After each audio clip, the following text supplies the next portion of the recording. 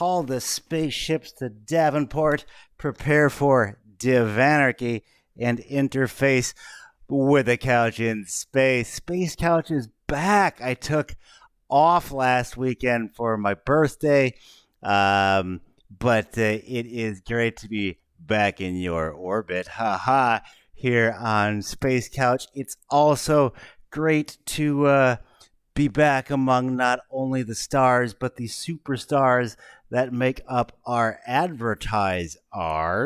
That would be the wonderful brand new this week, Tiger Squawk Records. You want to check out, you know what? Lamentations. I think I switched it to the new video. We'll get into that shortly. The new Super Charity Comp, Isserly's Sad Girls Club, Volume 6. We're up to the Nightsicles. Ooze Clues. You want to check out Doodad from Duckfag TM. Also check out, I did change it, Grasp Logic's new one, Dark Romance. It's really dope. Also from Grasp Logic, Echo Bot. You want to also check out Batavia and their Friends Forever. It's so amazing. Blackness is out now from Light Ray. And of course, the Church of Bryantology, Volume 2. And It's My Life as covered by Industrial. Also check out the slew of new singles from Pill Brigade and all that at tigersquawkrecords.bandcamp.com. For Roy, first in the chat room today. Speaking of wonderful people who help us out, check out our patrons who brought you the show. Thanks to Gozer Games, Jelly, what? Lured by Radium, Dominic Pietro, Grim Reaper for Hire Hack and Slash, Bremily, Ray Calderon, Fly Ahead, Baton Rouge in the house, Walter Magoons, Leatherwork, Hunt, Hent, Hawk, for the Ditch at theditch.panham.com, and of course, Glitch. Become a patron yourself. Get your name in that list. Patreon.com/Gothsicles. Ladies and gentle people in the audience, I am super excited for today's guest. Crushing it on Tiger Squawk right now. Lamentations was one of the not only unique but truly darkest albums I've been listening to in a while. So this is going to be great, ladies and gentlemen. Let's just get right in. But please welcome Dylan of SAMESTORY. What's going on, man? Hey, Brian. Hey, thanks so much for joining us here out in space. Lamentations is out now on Tiger Squawk. Let's jump right into this clip, and then we'll go back and talk about it. This is a little bit of a track called Self.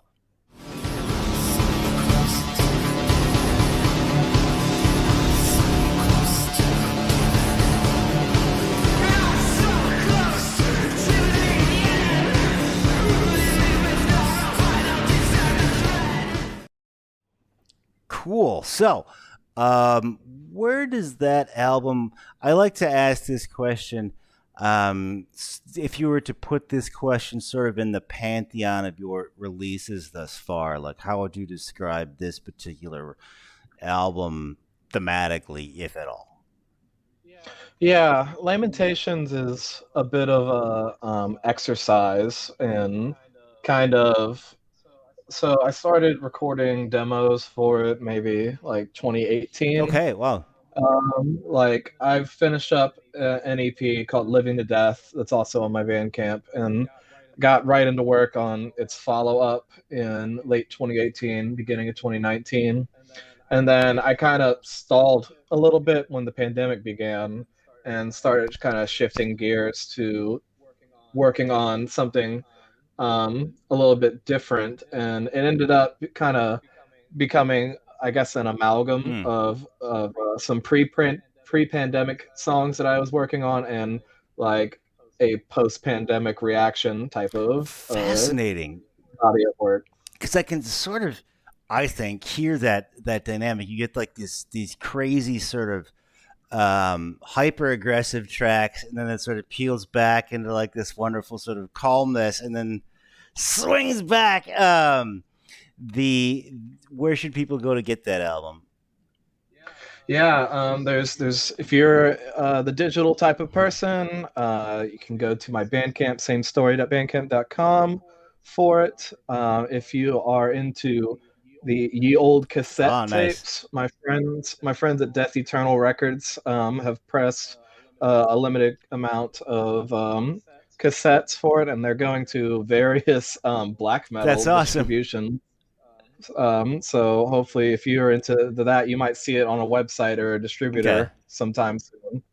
So do the cassettes exist in the world right now, or okay? Yeah, I've got one. I've got one. I Okay. can grab it real So quick. get one if you can find it, but right now you at home can pick that up at samestory.bandcamp.com.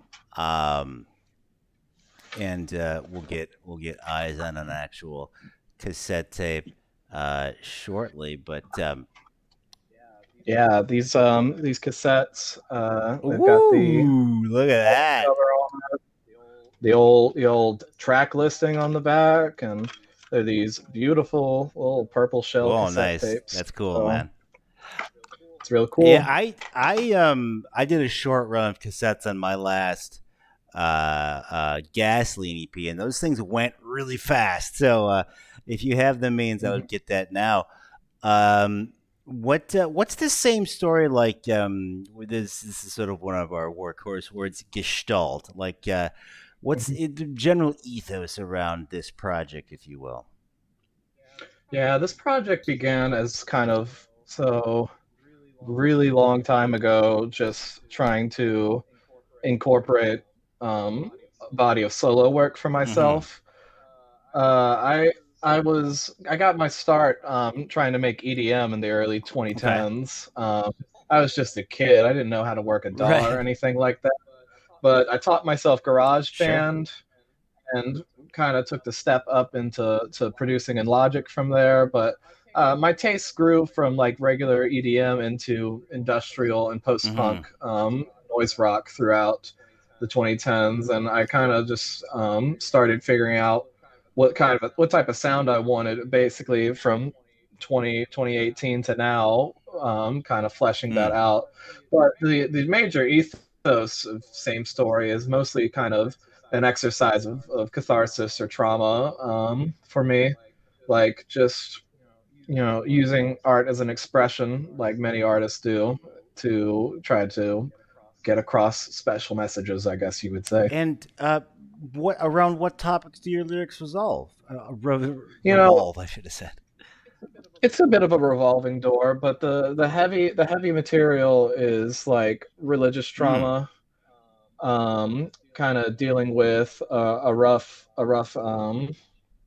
growing up, and also I'll throw in some political messaging there. I'm not afraid to just make music about what I believe Cool. in at the end of the day. So it's a mix of angry punk type of stuff, I guess you would say. Yeah, I thought that was so gnarly because there's these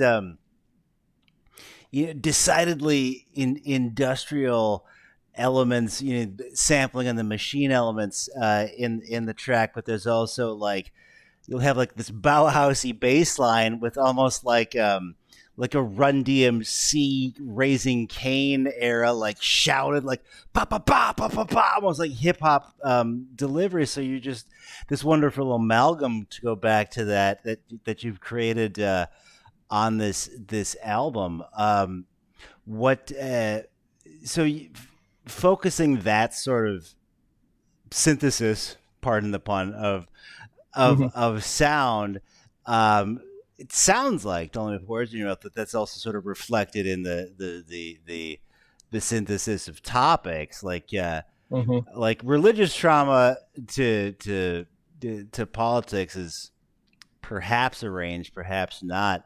Was that what was it? What was your religious drug of choice? Southern Baptist, or where's that coming from? I know you're in Richmond. Yeah, well, I am in Richmond, but I actually grew up in Okay. Lynchburg, which is where, if people listening in don't know, is where Liberty University is at, and the Falwell Oh, megachurch no is shit. located. And so I grew up kind of under a bit of an iron thumb of a religious leader ruling the entire city, Get basically. out. That That's what it's sounds like. gnarly. Yeah, so it's led, like, I've grown with a lot of thoughts, and try to, get out a lot of leanings and thoughts about that whole Uh-huh. upbringing, basically. So that's why, the religious and politics, they mix very finely Right. in the end, because it's talking about an unjust type of situation Mhm. and where I grew up in. Wow. Okay. Because I mean, we have the church and the album cover, Mhm. and thine hands, of course, which we'll get into too shortly. Actually, let's cut to that now because it's cool. This video. Well, we'll play you a clip of the video because I think it's awesome. This is the point of the show where I look for my magical space wielding device, i.e., Bluetooth controller. But here we go with mm, thine hands. I mean, thine hands. I mean, now I have to get up and actually use my hands.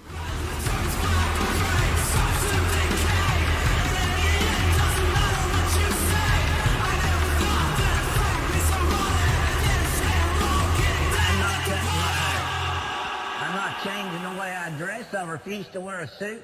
I am gay. I've had some kinky sex. I have tried drugs through the younger years of my life. I'm broke as shit.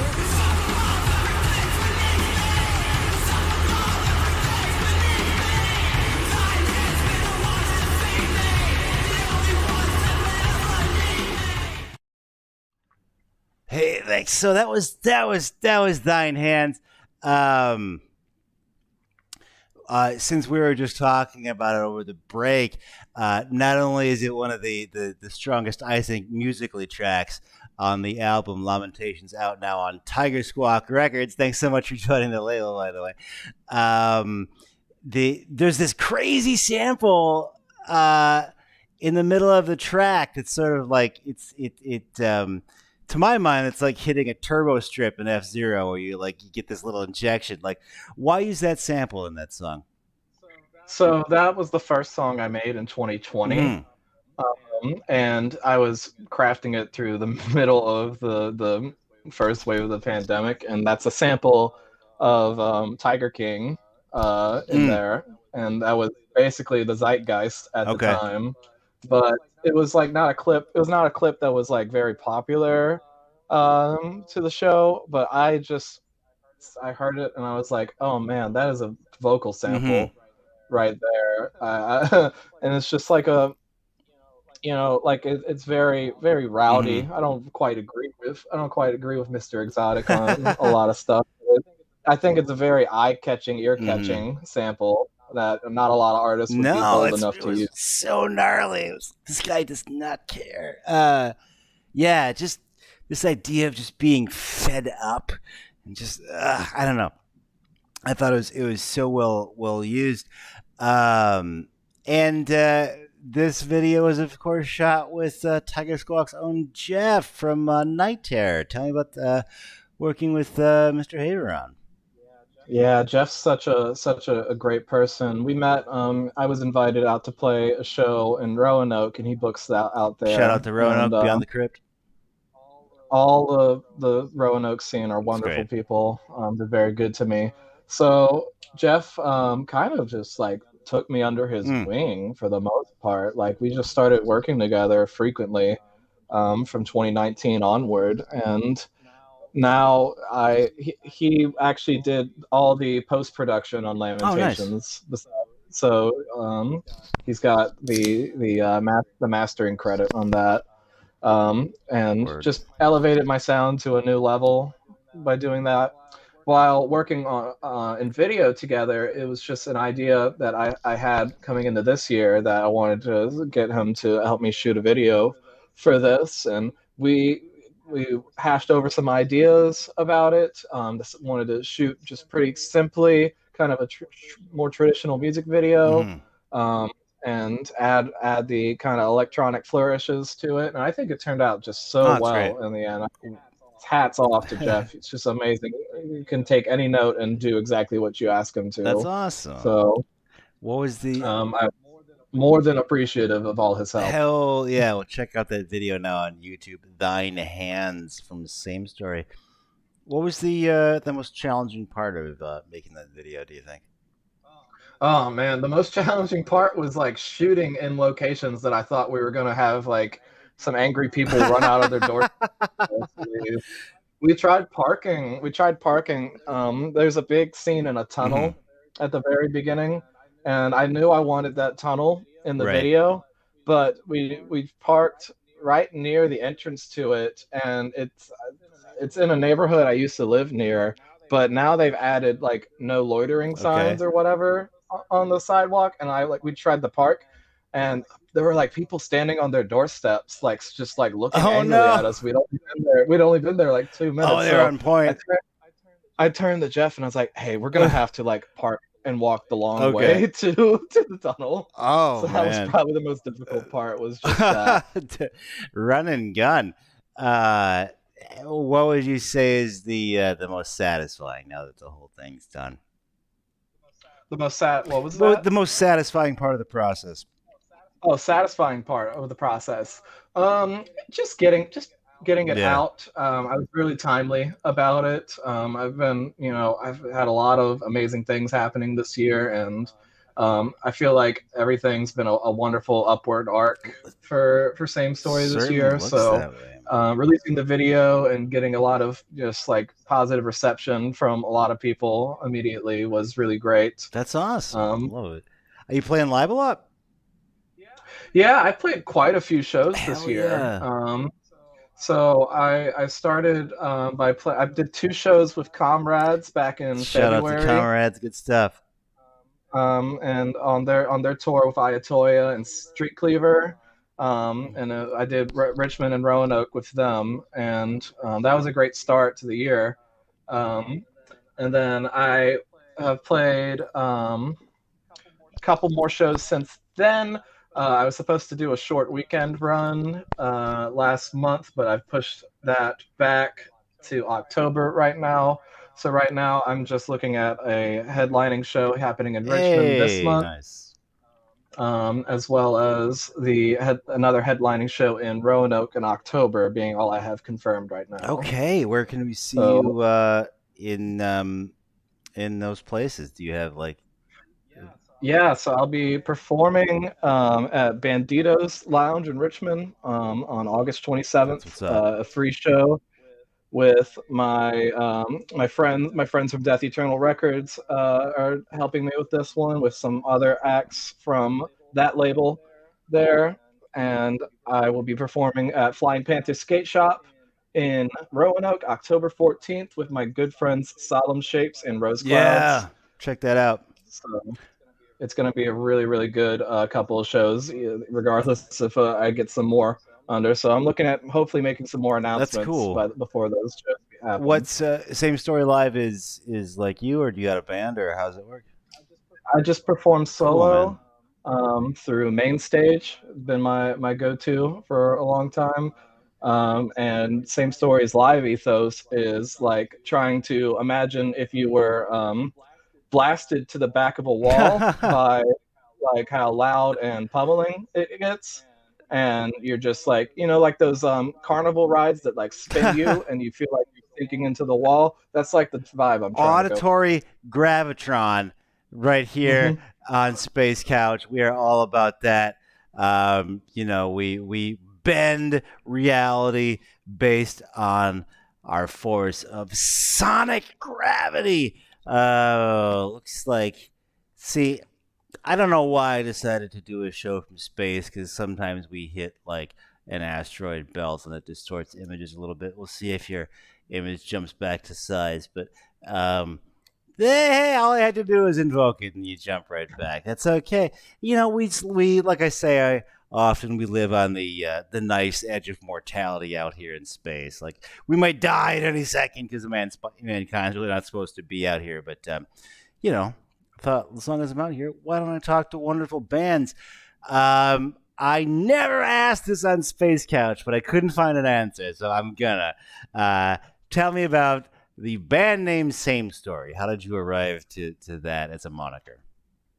Yeah, it's not a question I've answered on any interviews before, but it's a question I get a lot from like Yeah, I regular know, people. I know. Same story began when I was like in high school. I was really reading on esoteric thought and Hermeticism and things like that. But I was also a kid who wanted to be in punk bands with their friends, and I could not get any of those bands to last. I feel like everyone's got a high school band that just never gets off the ground. Yeah. I was in Yeah. three. Gotta do it, man. And so originally I just named the band that because I was tired Oh no, of is that what it is? That's funny. But at a more like worldview type of look at it, it's kind of like the snake that eats itself, right? It's trying to break a cycle. Oh, that's and awesome.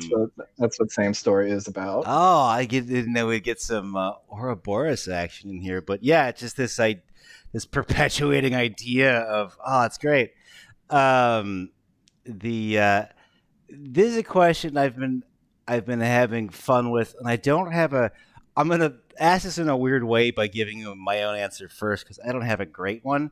For me, it's things like being really like Halloween was like Christmas for me as a little kid, and I think like just monster movies in general were a big thing. What were some early indicators in your life that you would go down this path of spookiness and industrial darkness? Yeah, I mean, I guess the earliest things is that my grandmother used to watch the Sci-Fi Channel like just on loop, and would let me at like the age of 5 sit on the couch at like 8 p.m. and watch like those horrible B movie like monster movies on there, and I could not get enough of those, especially the ones with like giant gators or giant sharks. The best. They're just so good camp, and I learned about camp at a very early age because of that. So that was a big indicator. But Halloween, yeah, I grew up loving Halloween just as much as any kid. And like never gets over the holiday in the end. But I don't know, like my formative years, like getting into like 90s alternative music, like I just like fell right in with your Ministry and Skinny Puppies and stuff like that. I was a bit of a late bloomer to it because I feel like I always learned about bands later than I should have. But I've got a very burgeoning collection, and I'm very passionate about the bands I really love. Cool, so I think it's still caught up speed in the end. Well, certainly so. Let's. This will be exciting for me because this is a debut of a new segment on the show. Sort of. This is something we've done on every episode, but I'm just naming it now for the first time. So, ladies and gentlemen, please welcome the debut of Hypothetical Spectacle. We'll get into a few hypotheticals here. So we'll go with the tried and true. Let's design Same Story, the video game. Would this be like an open world thing where you're just sort of exploring Richmond, or is it like a choose your own adventure, like morality thing with like a tree, where you got to avoid telling the same story? It's stupid. What would like the Same Story video game look like, you think? The Same Story video game would be like a Lovecraftian like mystery type of game. Love it. like you're like uncovering like deep dark secrets in the end, but it could like morph into like, I don't know. I feel like it would look like 90s Doom or something Love like it. that, but like Yeah. detective aspects of it. You know what I mean? Yeah. Like There's like this just like you MS-DOS ethos, but like maybe that got Jerry puzzle Falwell pieces. church is just like a front end for the cult. Mhm. Cool, Yeah, cool, cool. definitely.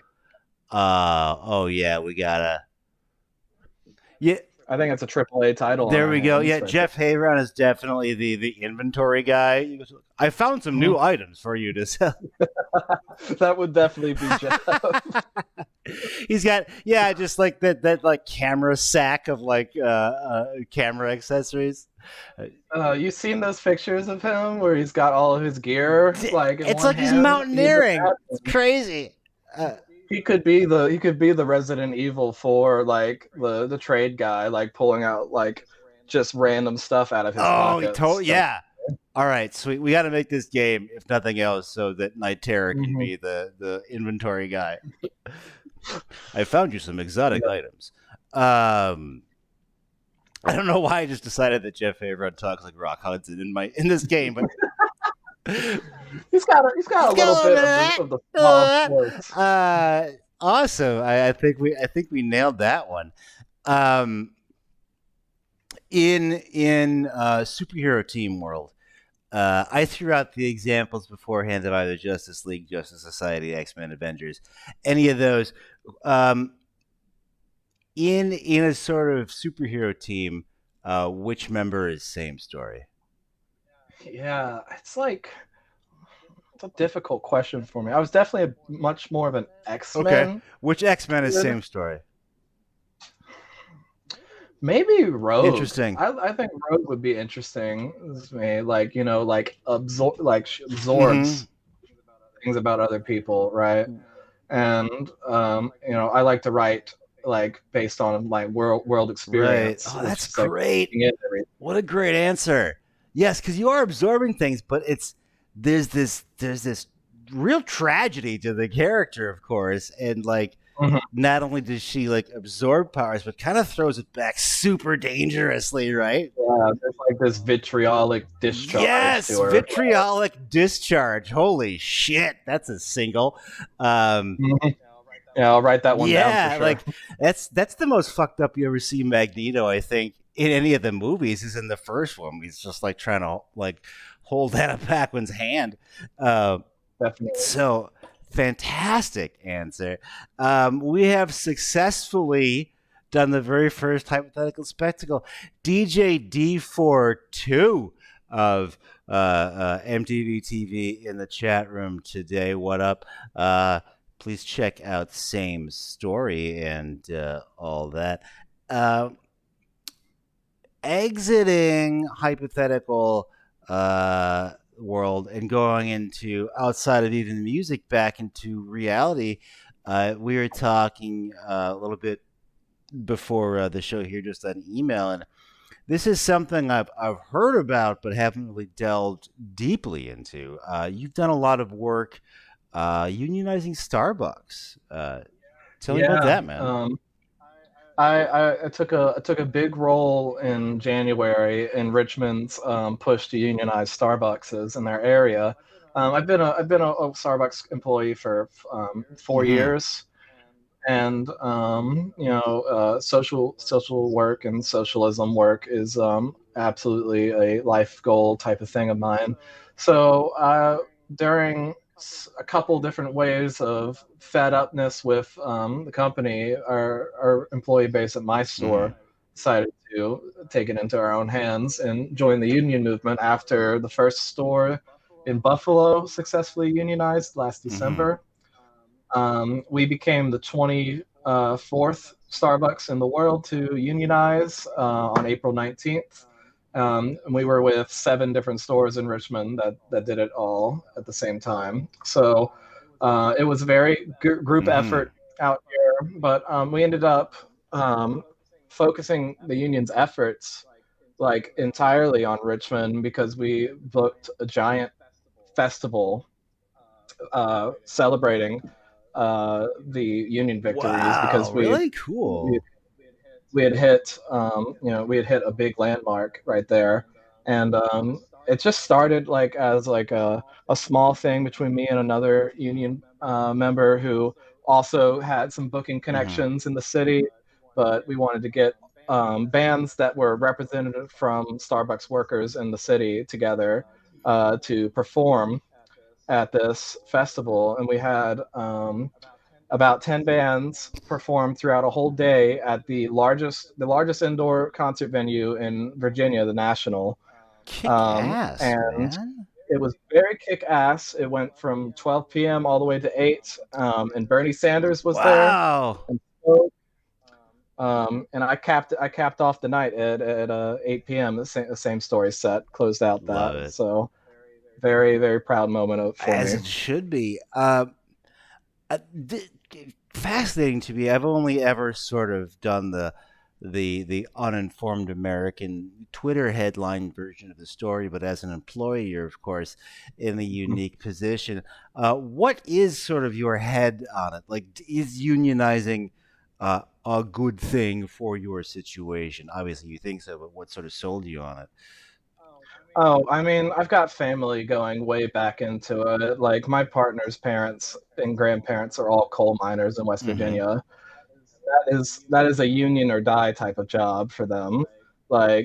So to me, unionizing is a way of Hmm. survival. It's a way of resistance against like capitalism or just corporate greed in general, to fight back against that type of thing. So I've always believed that unionizing is the only way to use your voice to actually make a difference in a Okay. workplace.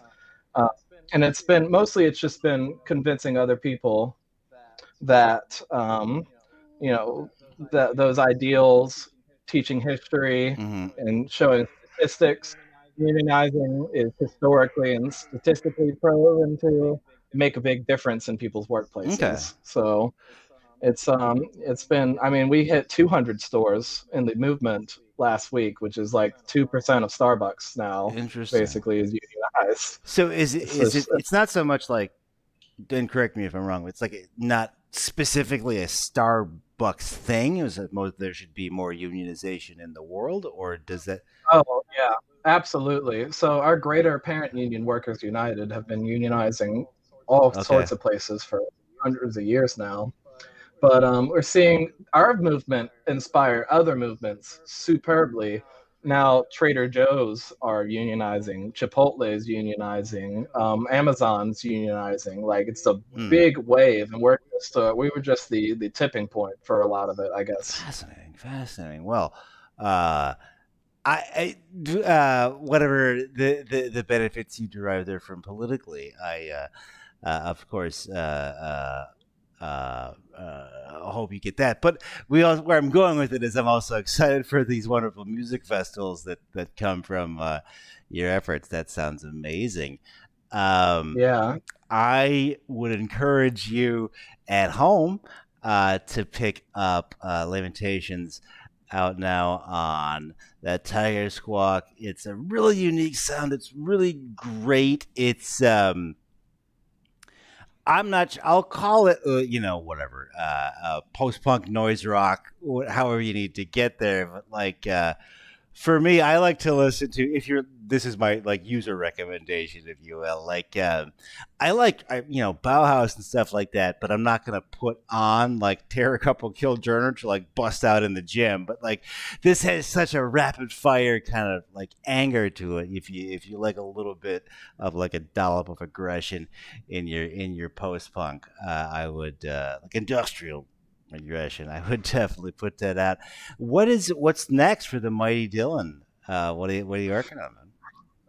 I'm finishing up recording of a full length for the Hell first time yeah. ever, and this is definitely something that's going to establish the ethos of Uh Same huh. Story in a major way.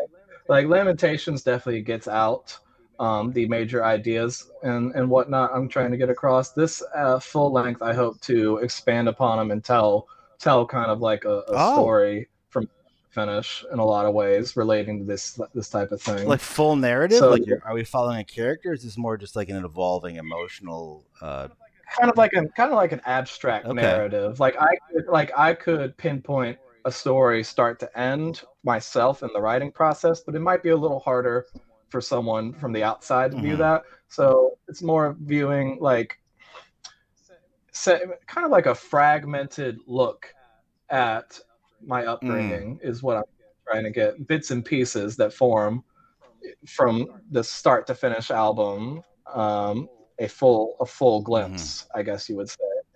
And I'm trying to wrap up production on it this year. It'll probably be in post production by the end of this year, and we'll see about what next year holds for me in terms of getting that out there. Awesome. I wanna ask you also. Normally, when I do the Gothsicles, I have another person on stage, which has a vibe to it, and I've been sort of doing Gasoline Invertebrate solo lately, and it's live. I mean, and it's a completely different headspace because now there's no room to hide. At least hide, but in my head. So I'm just wondering, like, where does your mind go, if you will, during like live shows? Like, I need to be like this giant sort of presence because it's just me on stage, or not, or like, how do you sort of navigate that emotionally, if you will? Yeah, my favorite live artist of all time is a band called Street Sex from Austin, Texas. Totally. And their live shows are the most just the most assault on your eardrums type of show I've ever seen in my life, and I've seen them 7-8 times. And I always feel like if an artist, they're a two-person group, and I feel like an artist in our type of category, without, I don't know, like Rammstein levels of pyrotechnics and type of thing, you want to have someone to walk away with an impression, something that's like, I haven't seen another artist do that, right? So in my headspace, when I get on stage, it's kind of like taking the shackles off, right? It's just like I'm going full power level at people, as intense as I can, and hopefully they'll walk away being like, oh man, I'm gonna remember that tomorrow. Very cool. Oh, what a great model! Just like letting your this is it. Go. We're gonna take off all the weights and chains and all the stuff that's holding this werewolf in. Dig it, man. So we are on this rogue flight path out here in space. I want to bring this flying couch back on into the station. We have some live shows coming up. Check that out if you're in the Virginia area. Check out SAMESTORY all over Facebook, Bandcamp, Spotify, places you would pick that up. Any closing thoughts here on Space Couch, man? Brian, happy mutual birthday to you. Awesome. Back at you. We both had birthdays this last week. Back at you, man. So, and I'm very happy to be part of this label. Yeah, it's been a lot of fun, man. It's been a really great experience for me, largely because I get to have wonderful bands come into my world line. So back at you. Let's call her there. This is Brian for Space Couch, for Dylan for Same Story, saying call the spaceships to Davenport, prepare for Divanarchy, and interface with a couch in space. Space Couch out. No, we're gonna crash into the sun. Space Couch out. Oh, hey, there we go. Got to the credits. Hell yeah! Thanks for hanging out. Yeah, this was great. It's really cool to go back and listen to albums after I do an episode, because now it's like, I have a whole new framework on. It's coming from this crazy church background. That's what that lyric might mean, or something like that. It's a big part of my writing process, is like using that for fuel. So cool.